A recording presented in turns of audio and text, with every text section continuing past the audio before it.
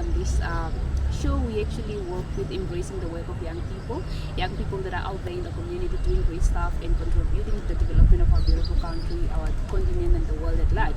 And today I'm actually joined by the two gentlemen just to talk about the most urgent matter, which is climate change and the youth participation, and like in the context of Namibia and all that. So there's joined by Jasper and Deon, who are active climate activists here in Namibia, and I'm just going to give them to do them justice actually for them to introduce themselves. If you can start with you, Jasper. Thank you very much, Elizabeth. My name is Jasper Kassoma. I identify myself as an environmental protector. I'm passionate about the role of science in community-led actions. So that's pretty much. Okay. And you? Hey, thanks, Elizabeth. My name is Deon, Shekuza, and I'm passionate about the role of policy in climate action, making the rules, ensuring climate finance reaches the right groups, and also just figuring out what each of our common and differentiated responsibilities are. So I'm happy to be here and talk with you. Yeah, specifically you. So yeah, maybe we can just start like going the main topic now, which is climate change, and most spoken topic now currently and all that, since there is the COP that is approaching, the COI that is approaching, and all the biggest events in the world when it comes now to climate change. And so you know, maybe you can just give us like a brief, not like a brief, but an understanding of what climate change is, because like for me personally, like I knew climate change, I knew the definition of climate change, but I never like understood it like really practical on the practical level, and like I could not relate what climate change is. I only knew the definition for the exam sake. So maybe you guys can give us like what is climate change? Like All right. So climate change, I would say, okay, one thing that all of us we should know is that climate has always been changing. So it has been changing over years. And in the Namibian characteristics, if you had to put it, is that it defines by two things, which is now the temperature and then the rainfall patterns. So as you are aware, our rainfall patterns, it differs. Right now we are experiencing rainfall during October. Last year it was somewhere in December. Yeah. Last year we had poor rainfall, and then I cannot really recall as to which month we had like good rainfall. So it has always been changing, and it affects most of our practices. Let's say from our agriculture, it affects basically everyone from all the walks of life. So climate affects all of us, and we can see the impact is so severe. Namibia is one of the driest countries, and we are vulnerable to climate change per se, and the landscape of Namibia is not too friendly per se, so we are more vulnerable to climate change, if you have to put it that way. Yeah. Yeah, Jasper answered it so well. So causes to climate is probably what we have to discuss to help the last answer. So ideally, you remember in school you learned about the greenhouse effect, and the greenhouse effect then causes what's called a global warming, and this global warming basically is what leads then to a change in climate. So what we call climate change is basically a change in the weather variables based on this particular warming of the earth. And as such, how effects come around, it's so different. Like you mentioned, in Namibia, we are more on the temperature and the rainfall. In other places, they measure climate impacts based on, for example, sea level rise if you're a small island nation, and others that are further in the Arctic zones can also see a depletion of ice caps and things. So it really depends where you are on the earth to understand the effects, but the warming and the temperature rises for all of us. However, we have different responses and effects to it. Okay. Fair enough. I think it is like brief justice really to that question. Like even because you gave the examples and all that. I don't know. Like I like when I'm asking questions, I like giving reference kind of to myself. Like because when we growing up, like because I grew up in the northern region of Namibia, so where we actually reliant on crop farming, livestock farming and all that. And like growing up, like I never knew like climate climate. When we hear climate change, the first thing that comes to mind, like that's the white man thing, or it's a government's job to do to combat climate change and all that. So now I just want to ask, whose role is it to actually combat climate change or to fight against climate change? One thing that we must all know is that climate change per se is a cross-cutting issue. So I would say that everyone should be in charge to fight or to come on board so we can address these things.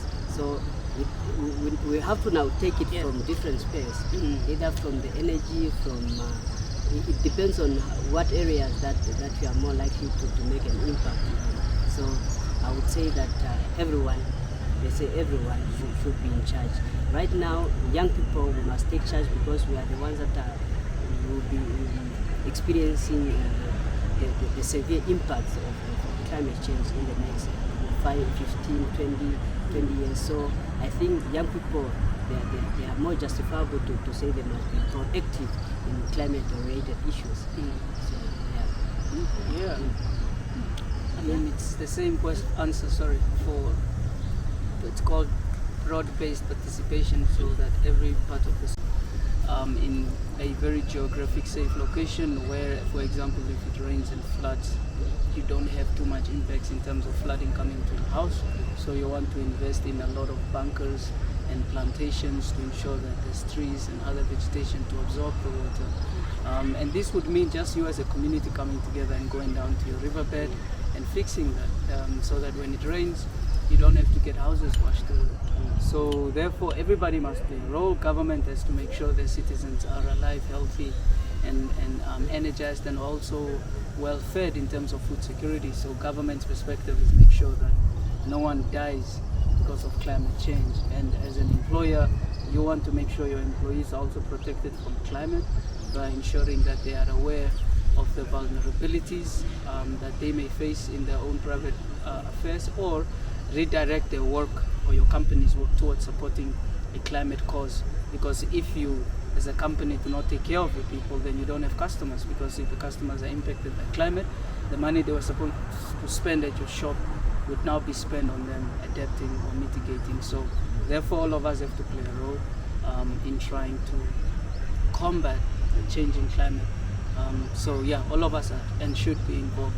So there's many ways we can discuss that. That's why I like policy, because there we then define by law and also by capacity, and also financial resource-wise, who is responsible for what. Public awareness, talking to people is where we can do it. If you don't have money, simply just talk to people about climate change. You don't have to necessarily be the one who comes up with a new grid energy system or water system or food system. You can just do basic things as well. If you love music, make a song and sing about the earth and tell us how much pain you can emit on behalf of the earth through your melodies. So it really depends. All of us have a role, and climate has the potential to bring both black and white people together too, because it's a green agenda. So it doesn't see color either in terms of black and white, it only sees one. So we believe everybody should be involved. Combating climate change. That's actually true, because like I think most of us, when we think of climate change, like when we now ask like how can you be involved in climate change and all that, something that comes to mind is like I don't have money, how can I help in climate change and combating climate change and everything? But you can actually like contribute in doing the small things and all that. Yes. So now like now here in Namibia, like we have a lot of youth, like Namibia population is made up mostly of the youth, the young people and all that. So how can we like as a young person, how can we actually contribute now to combating climate change, or how can we be involved in all that? How can young people, Namibian young people, be involved in combating climate change? Oh, that's basically a very good question. How can young people be involved in fighting climate change, per se? So I would say that the young people must start with the little that they have. Most of our young people, they have the capacity, they have the skills, and with the skills, I think the least they can do is to educate the others, to try not to be ignorant with the fact that climate change is happening. So that science now that guides us, like, no, this is, the data is out there, but what can we do about this data? How can we now help the next person with this data? So I think with awareness, which is now education, we must try to educate one another and try to influence now the policy makers. Most of the young people, they are coming from maybe politicians' houses, so I think they must also start from there, try to teach or educate their elders that yes, this is what it is, and then they can try to have a stand in influencing policy direction.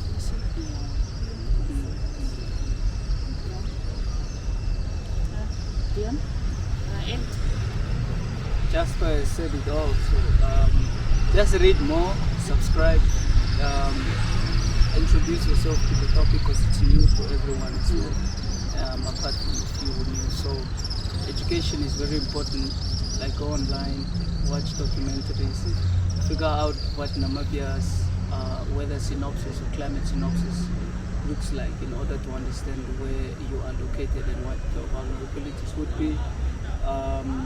Also choose a career that would support the nation, not a career that would destroy the nation. So reorganize your direction in terms of like life career and choose a path that would help solve the problem so that you can join the army. And for young people, come together. All of us have organizations, so we must think around how our organizations are supporting climate activities in terms of reducing impacts and effects. And I'm very much interested in ensuring that the innovative entrepreneurs are also part of the solution. If you are somebody who's into business and into enterprise development, you want to ensure that you're coming up with technologies, maybe also if you're into science, tech, or anything like that. The whole, what do they call it, the science, mathematics, STEM field. If you are from that particular engineering basic background, it's people like you whose skill set would help us produce the solution. So basically the question, more like what Elizabeth asked, is how can you benefit from us combating climate change? And in trying to help the planet, you would essentially help yourself, because that's what's called a green job, for example, and there's a lot of opportunities there for youth employment. So it really depends where you are and what your capacity and skill sets are. So ask yourself, what is it that you can do, and then identify basically on the problems we have, which areas you want to support. And I think we all then find a more defined role. So, but coming together is the first step. Community, school, wherever you are, just connect with other people who think and agree with you. Then it becomes, as opposed to sitting alone. So maybe can you guys maybe like I think like kind of maybe give a shout out, or maybe like some of the young people that are really taking action in climate change, and maybe you guys have names that you would like to in Namibia. In Namibia and all that. Because you guys, yeah. Well, I would like to say all of them, man. There's too many I can't mention, and plus if I also want to ensure that, I mean, I can start with you because this is already an example of a young person using, you know, technology to create awareness. And there's many other youth who are, so there's 3 levels, right? There's youth in science, like him, young people that are interested in the research capacity of the country, and doing publications. Many youth out there have studied a concept or a topic on climate. We just don't know what it was. That I can include them. Then we have youth like me who are into policies. We are shaping government policy towards being more inclusive to youth, women and marginalized groups, and also adding our own ideas that we think are needed. There's a community participation role in this. So there are youth like myself out there who are supporting government on this level. Then the last one is action. There's youth on the ground. Right now there's maybe even youth who just planted a couple of trees. Maybe there's just some youth who just supported a community adaptation program. So all youth at these 3 levels, I salute you, I commend you, and I think very soon we shall have a movement and an army and a force capable enough to continue the work we do. So no name dropping, just motivation and inspiration for all of you out there. Yeah, okay, yeah, that's actually very much fair, because you might leave out some names. That's and the then thing, going to cause problems later on and all that. And then the person, no, I thought I was kind of close to Jasper, I was kind of close to Deon, but he not mentioned my name and all that. But then yeah, okay, you know, Namibia it's a biodiversity country, or we are yeah, we are diverse, yeah. we are Multicultural. multicultural and all that. Now, what I'm like, we are like our economy is actually based on the natural, like we are naturally based on the economy and all that. So how do you see the future of forestry in Namibia and like resource management and all that? Like me now growing up in the northern region of Namibia, we see the expansion of the homesteads and all those, and trees are still being cut down and all that. There's nothing. So how do you see like the future of actually forestry and then resource management like in Namibia, and how I don't know if you guys understand the question. I get it. That's quite a complex issue anyway. But speaking of the northern part, I think right now we can see that there is a drastic decrease in the cutting down trees, considering that most of the homesteads are being built by using the bricks. So it's also a good thing for us. I think if we try to empower our people in terms of resource-wise, they will now have that change of mindset from cutting down trees to other sustainable use of resources. Speaking of the management, I think we must just follow the right processes, follow the right systems, even institutions. We have the Ministry of Environment that is quite doing well, and we have also other organizations that are pro this kind of initiative. So I think as a country we are heading there. We are trying to manage our resource. But one thing I would say is just we must take charge of our own resources per se. Take charge in such a way that we are the ones that are involved in decision making. Because I know if it's your thing, you don't want to you don't want to destroy it. You want to conserve it, you want to use it in a more proper manner. So forestry we can try to I think the future is there in terms of forestry. And we also trying to, I think Namibia banned these timber things, which is also controversial, and they are trying to involve now other markets. Carbon credit is also coming in, so are trying to be educated on this kind of thing. So if we understand what carbon credit is, and then people we can now trade and make income out of this market. So I think we can save our forestry per se. So I don't want to say things that maybe Deon might want to touch on. So I think I will give him a chance so he can address it. Yeah, sure. I think Jasper is right. We have to find alternative, let me say, alternative sources of sustenance, because we cannot continue to rely on the fragility of the environment to sustain a growing population. And there's two ways: you can either deplete or you can increase your forest coverage around the country. That would mean you either want to have more projects that are planting, for example, that some of these resources we take from nature, whether it's grasslands, whether it's savannas, whether it's bush, forest, shrubs. It really depends on where you are. Ideally, the more we do that and we cut down on cutting in terms of exploitation, then I think our forest may stand a chance. And I think for Namibia, we have to ask ourselves, like, what is it that people want from the forest? This is where policy making comes in. Then you identify 10, 15 top products. You say this is what every Namibian home we found in the forest is busy with. These are the forages that are looking for. These are the shrub trees they are cutting off. Then we ask ourselves, can we get a substance alternative of that particular, for example, synthetic equipment to build housing structures, as opposed to always going in the forest and cutting down trees, so that we can get into 3D printing to help with housing structures as well, to reduce the dependence on the natural capital. And then you want to also ensure that people are educated enough, not to substantiate why they should continue exploiting the environment, but educated enough to know why we need to conserve the environment. Because the forests are not really for us. We don't live in forests.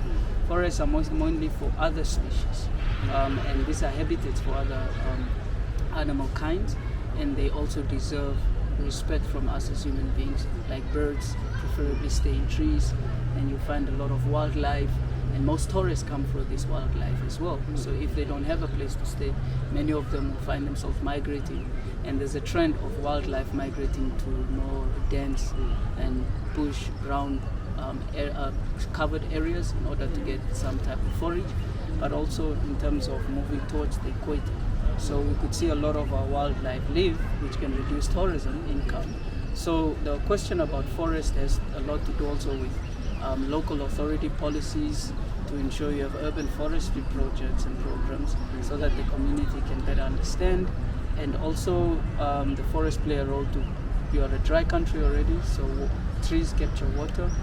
Trees also ensure humidity, which then helps with cloud formation, and so it makes it easier for rain to fall. So you want that also for heat waves, for shade.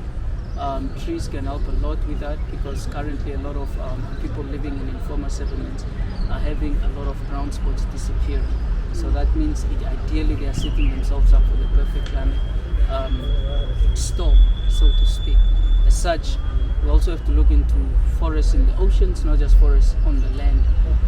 There's a lot of potential. That the ocean is actually the biggest lungs of the earth, but often we like to look at trees as the main sequesters of carbon, but the ocean is the one that takes up majority of the carbon emissions for us.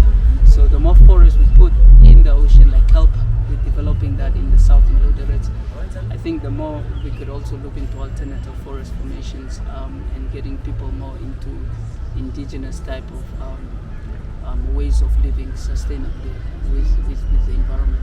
So that's how I see Namibia's forest management. It's going from community-based management to more national-based, where I am also having a share in a forest far from my town. Like you mentioned, carbon credits. Carbon credits would mean somebody far from a developed country has put money into a forest community, a community forest rather, that is far from where they stay, and they're putting money into that. And that's where we're going with the management of these resources, where a small group is exclusive. Now all of us are somehow organizing and co-protecting these resources, because the climate impacts from all of them impact as well. So I think we're going from that exclusiveness to inclusivity. So that's how the future of forest management in Namibia could potentially look like. Looking at human wildlife reduction, there's a lot of conflict there. So there's also this concept called where they're trying to preserve 50% of the environment and keep humans away from it, and then 50% humans can use.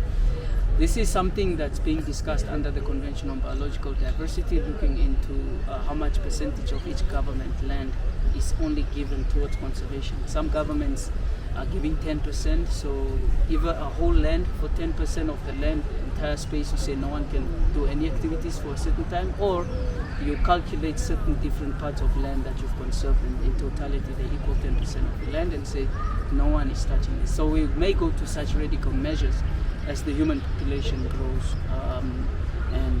So it really depends on the food system, the energy system, and the water system for people to stop relying directly on the forest. Okay, well, fair enough. You guys said it all and clearly. So yeah, I think we have actually come like to the end of the session. But you guys, maybe you guys can just say 1 or 2 words like to the public out there, the young people out there, when it comes to climate change and everything, just motivation or anything like, and throw with them. Okay, what I would say is that for young people, they must just be, speak truth to power and just be part of the solutions. They must all come together so we can see, we can address each other. Maybe, like you mentioned about the careers, so the career path, I think most of our young people, they must look into careers that are pro-green, so we can have, green jobs, we are saying, is a nation, maybe a nation based on green jobs, so you never know. So let's just come together and be part of the solution. Yeah, educate yourself so that you emancipate yourself from the climate catastrophe, and understand which institutions are responsible for which relief packages or support, so that you know where to get assistance in this climate emergency. The target is mission 1.5 degrees for us as Africans, because as Namibians, what 1.5 means for others is different for us. So we know that 1.5 degrees Celsius is the safest we can bet on. Anything beyond that would be unlivable planet, or at least part of the country's responses would be very difficult to meet beyond this. So educate yourselves, mobilize yourselves, organize yourselves, and trust that we have a responsibility which has been fairly given unto us with a fair capacity to respond. And I don't think this is the time for us to be selfish about our desires, but learn to compromise not only for ourselves, but for current young generations, but more importantly for future generations who are not here to speak for themselves, but you have the opportunity to make sure they also experience the beauty of this world the way you did. So thank you. And as you caught us at a very tired season of the year, we're busy with COP arrangements in Koi, and we are trying to organize a local climate change youth conference. So we are just up and down, and hopefully we can catch up again after such events and give you a more enthusiastic chat. Yeah. So thank you so much, guys.